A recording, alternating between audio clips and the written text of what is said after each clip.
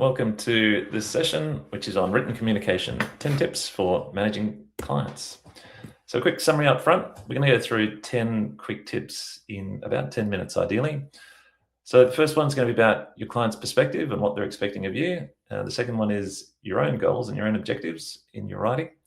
We're going to talk about written structure, using headings as signposts, how to ensure that all of your written communication is clear. Talk about a few nuanced language approaches you can use to help really get the message across. Talk about mirroring the client's writing, how to handle tricky emails. Talk briefly about written versus verbal communication, and we'll finish with some very basic tips. All right, so tip number one, understanding your client's perspective. So in short, they just want answers. They don't want information. They don't want long details necessarily. There will be occasions when you do need to give the details and you do need to explain the background and justify what you're saying. But more often than not, you really want to err on the side of just giving them what they want, which is an answer to their inquiry or a particular direction or a recommendation. So yeah, like I said, you don't necessarily need to justify everything. This is not like primary school maths where you've got to show you're working. Just give them the answers, clear recommendations, what option they should take, as opposed to here are the 5 options you could take. All right. Now, from your perspective, you don't want to be in your inbox day in, day out. Your goal is to get out of your inbox so that you can get on to the actual work. So from your own perspective, you want to minimize not just the length of your emails, but the frequency of your emails as well. You don't want to be playing email ping pong, going back and forth on the same issue with the client. So you've really got to know your client well, know what they are interested in, know what their little bugbears are, and try and answer any questions up front, but really nothing more than that. Like, give them enough to stop the email coming back, essentially, and keep it at that, because what you don't want to do is create a habit where you're constantly like answering emails and clients are constantly asking you questions. You turn into a customer service professional as opposed to a professional service provider. So in terms of how to structure your responses, so it's important that you want to start with the important stuff. So front load all of the important information. So your answer to the question, for example, should be front and center, right up front. And then you can follow that on with necessary information. And I use the word necessary there for a reason. You don't want to just have, here's some additional information that, might be worth knowing or sort of nice to have. Don't worry about that. You can save that for your weekly meetings or your monthly meetings with your clients. If you feel like there's more details that are worth discussing, save it for that. Don't do it via the written word. It takes too long to craft emails like this, and it also takes too long to read at the client's end. Now, if you're doing a long email, it's a good idea to have a summary. But again, if the summary, puts everything into a neat little package, don't place it at the end. Why not place it up front so that, again, you bring the important things to the front, including the summary. Use headings as signposts. So it's a simple one, but here's a big block of text. It's much more readable if each of those paragraphs, if it's clear what you're actually talking about. So it might be, I've just put a few suggestions here. You might have a summary paragraph up front, which you call summary. And then the next heading could be, I've called it the core issue. It could be an answer to your question, or it could be my recommendation, whatever the second paragraph is. The third one's an important one, your action items. So really highlight, if you want the client to do something, spell it out to them and use headings to really indicate to them, like, here's something that you need to do.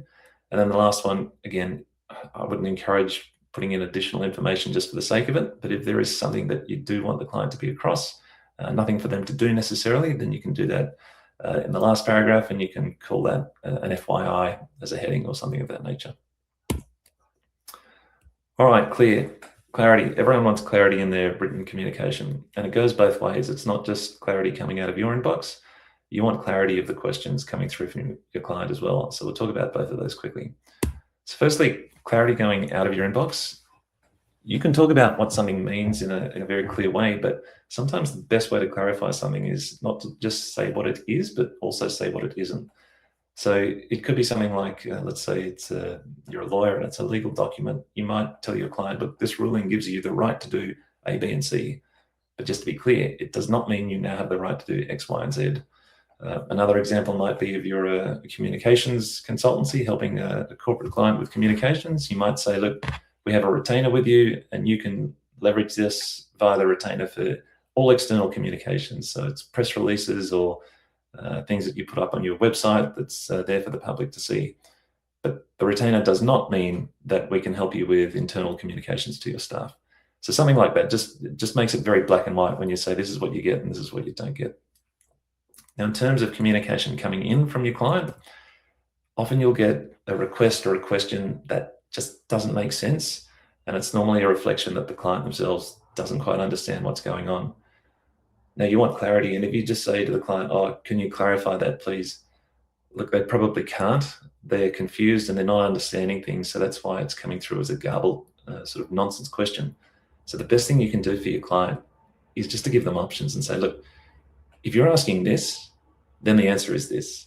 If, however, you're asking this, then the answer is this. And you might even give them a third option saying, if you're asking this, then the answer is X, Y, and Z. Now, they might come back to you and say, no, I wasn't asking that. I wasn't asking that. I was kind of asking that third thing. And they'll come to you with, again, another confused question.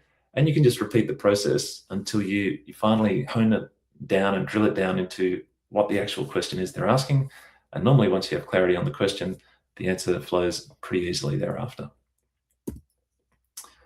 All right, so I'm going to talk a little bit about nuanced languages. So I'm going to go through 4 different types of nuanced language that you can use with your client. The first one is collaborative language. So that is essentially replacing words like you with we or us or our. So instead of saying to your client, your issue is that you have this problem and what you need to do is this, you can subtly change that by saying, look, our issue is this and what we need to do is this.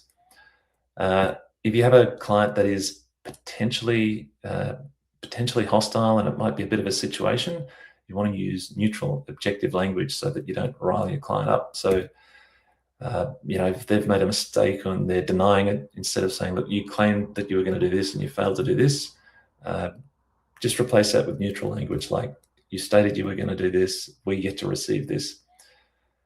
Now, in a similar vein, you can also just soften the language, even if it's not a hostile client. It's just sometimes better to soften the language so that people don't get their nose out of joint.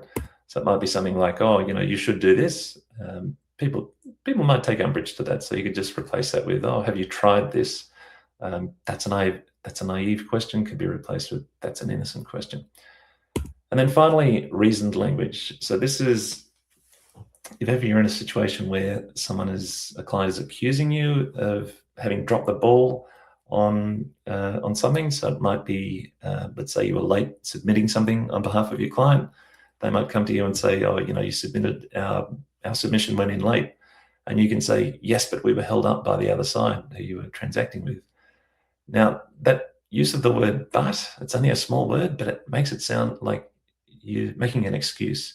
If you just remove the word but, it makes a bit of a difference. So the client says, you submitted our documents late. You can say, yes, but we were held up by the other side. Or you can say, yes, we were held up by the other side. And just removing that one small word makes it sound more like a legitimate reason as opposed to an excuse. Another good example of this is when you are potentially talking to a client who might be a potential client, so in a sales pitch or something like that, and they say, oh, your rates or your fees are quite high. You can say, yes, but we've got a lot of experience. Or you can say, yes, we've got a lot of experience.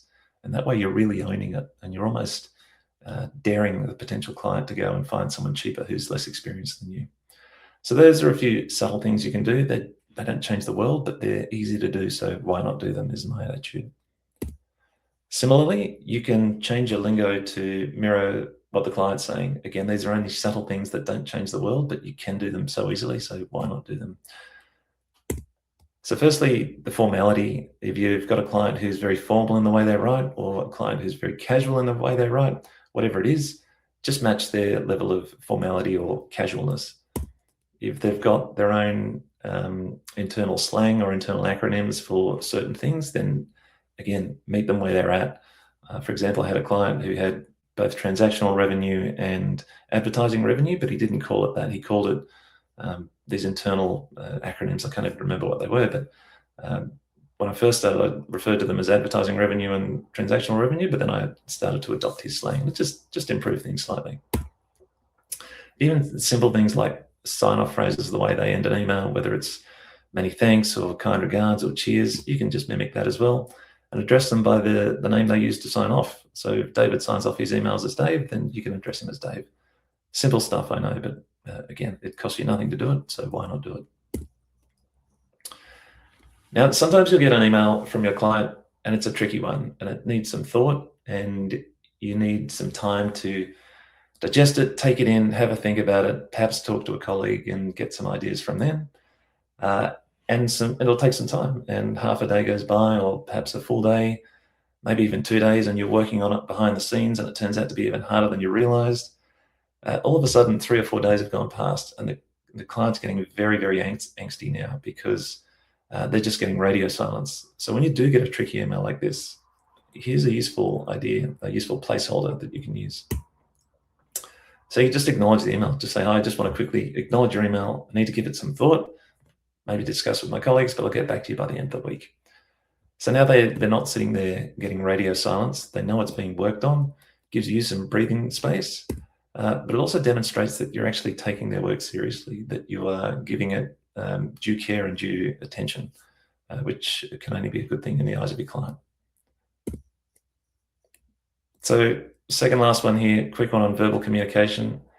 Sometimes things are just easier discussed than trying to write a conversation with someone via an email or via chat. And I know, you know, paper trails are important and you also always want to get things in writing, not always, but often want to get things in writing. And you can do that. So once you've reached a resolution verbally, you can then formalize it with a document summary, whether it's via an email or some other kind of document. And also just a quick one on Messenger chat. It's a personal pet hate of mine. I just find it very inefficient, especially when colleagues in the same office are chatting to each other via Messenger. Just get up, walk over to the other side of the office and talk to your colleague if you need to. All right, and then just to finish, some very, very basic points. Use an automated spell check if you're not doing that already. Spelling mistakes happen, of course, but when they do go out unchecked, it's a really bad look, and you can do a lot of high quality work that the client pays a lot of money for, and it just gets undermined by simple errors. So ensure you've got a spell check in place. Brevity is key. I love a long email, said no one ever. So like I said before, just ensure you're giving them an answer and necessary information, not nice to have information. If you've got email attachments, then summarize them in the body of the email. This is for people who are checking emails on their mobile phone. Attachments are notoriously difficult to really get your head around via a phone. So if you do have attachments to your email, then summarize them in the body of the email very briefly. And just be careful on BCC. You might want your boss to be across something, and so you might decide to just include them on an email, but you don't want the client to see it, so you put them on BCC. And then your boss will reply to you and say, look, this was a good reply, but you should have done this and this and this. And then you don't realize it immediately, and the boss doesn't realize he's doing it, or she doesn't realize she's doing it, and the boss has replied to all. So that reply has gone to everyone, not just you. So if you do want to share something with your boss, just forward the email after you've sent it. All right, so just a few final points to consider. If you want to write well, and I'm sure you do, it does take additional time and effort, but it is absolutely worth it, because your written word, that is you, that is your identity when you're not in the room, basically. It's an extension of who you are. It's an extension of your professional credibility. And so writing well is a chance to really build that or erode that if you do it badly. And in the age of AI, where more and more things are being done with AI, including written communication, it's still important to know what written communication looks like. So even if the AI is doing all of your execution, it's still up to you to do the vetting and checking to make sure that it all makes sense and it's all readable and it's all well written. All right, so there's some hopefully useful tips for you. If you've got any questions, please leave them below and I will come to them. But thank you very much for your time, and we'll see you again next time.